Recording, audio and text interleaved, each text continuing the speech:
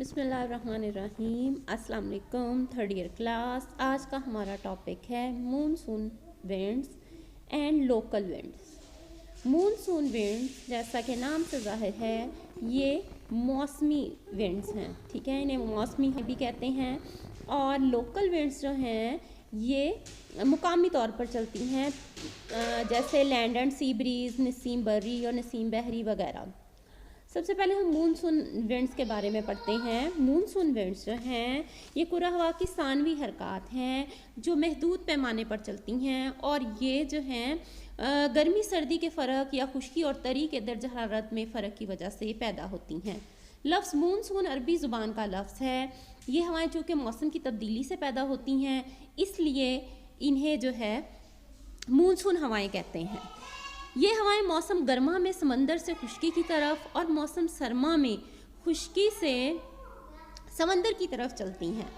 گرمیوں میں جو ہوائیں چلتی ہیں یہ نمدار ہوائیں ہوتی ہیں چونکہ یہ سمندر کی طرف سے آتی ہیں، اور سردیوں میں جو ہوائیں چلتی ہیں یہ خشک ہوتی ہیں کیونکہ یہ خشکی کی طرف سے آتی ہیں۔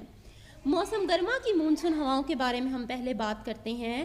موسم گرما میں جب ٹیمپریچر بڑھتا ہے، سورج کی شعاعیں خط استوا پر پڑتی ہیں تو منطقہ حارہ کے علاقوں کا ٹیمپریچر بڑھنا شروع ہو جاتا ہے۔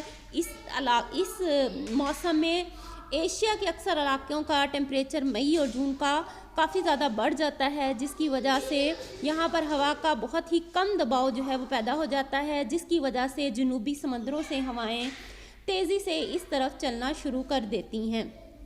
چونکہ یہ ہوائیں سمندروں کے اوپر سے آتی ہیں اس لیے ان کے اندر آبی بخارات کی کافی مقدار ہوتی ہے، اور جیسے ہی یہ جنوبی اور جنوب مشرقی ایشیا کے علاقوں میں آتی ہیں تو بارش برساتی ہیں۔ ان کو مونسون ہوائیں کہتے ہیں۔ اور ایشیا کے ان علاقوں میں ان ہواؤں کے چلنے کے لیے سازگار حالات پائے جاتے ہیں، چونکہ یہ ہوائیں جو ہیں سمندر کی طرف سے آتی ہیں اس لیے اپنے ساتھ بہت زیادہ نمی لے کر آتی ہیں۔ خشکی کا اس کی دو بڑی وجوہات ہیں۔ خشکی کا مغرب سے مشرق کی طرف واقع ہونا اور جنوب میں آبی اجسام کی موجودگی۔ اسی وجہ سے موسم گرما میں ہوا کی ایک وسیع اور عریض چادر سمندروں کو عبور کر کے براعظم ایشیا کے ان علاقوں اور جزیروں پر اثر انداز ہوتی ہے جو مختلف شاخوں میں بڑھ جاتے ہیں۔ یہاں جو ہے یہ نمبر 1 بحیرہ عرب کی شاخ ہے۔ بحیرہ عرب سے آنے والی ہوائیں جنوبی ایشیا کی طرف سے حملہ آور ہوتی ہیں اور وادی سندھ کے اوپر سے گزرتی ہیں، اور جنوبی اور وسطی جزیرہ نما ہند کے اوپر سے گزر کر کو ہمالیہ سے ٹکراتی ہیں۔ دکن اور مغربی گھاٹ کی ڈھلانوں سے ٹکرانے کے بعد ان پر بارش برسانے کا باعث بنتی ہیں۔ اب اس ڈایاگرام میں آپ کو جو ہے موسم سرما کی مونسون ہوائیں دکھائی گئی ہیں۔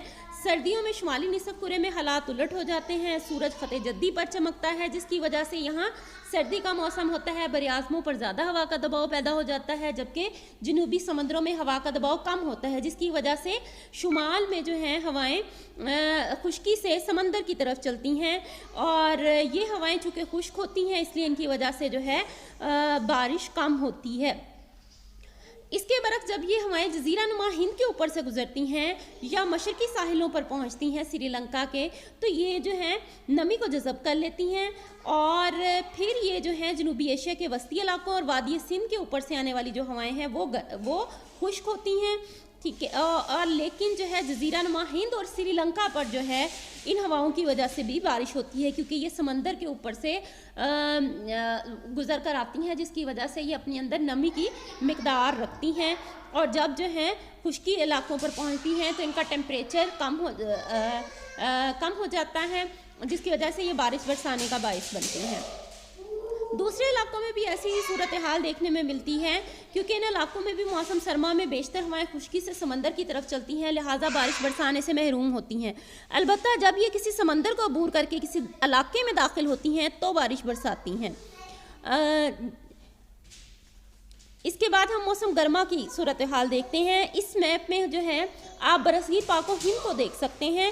برصغیر پاک و ہند میں عریبین سی، بے آف بنگال، یہاں سے جب جو ہے انڈیا، جزیرہ نما ہند یا وسط ایشیا کے علاقوں میں کم دباؤ کا حلقہ پیدا ہو جاتا ہے تو سمندر کی طرف سے جو ہیں مرطوب ہوائیں اس طرف آتی ہیں۔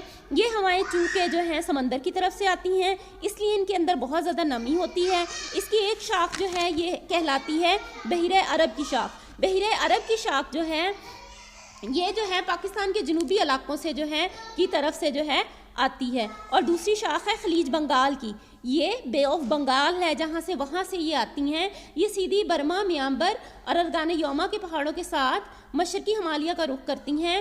برما، آسام، بنگال اور بنگلہ دیش کے علاقوں میں بارش برساتی ہیں۔ اسی شاخ کی وجہ سے کو ہمالیہ کے دامنی شمال مغربی حصوں میں بھی موسم گرما کے دوران بارشیں ہوتی ہیں۔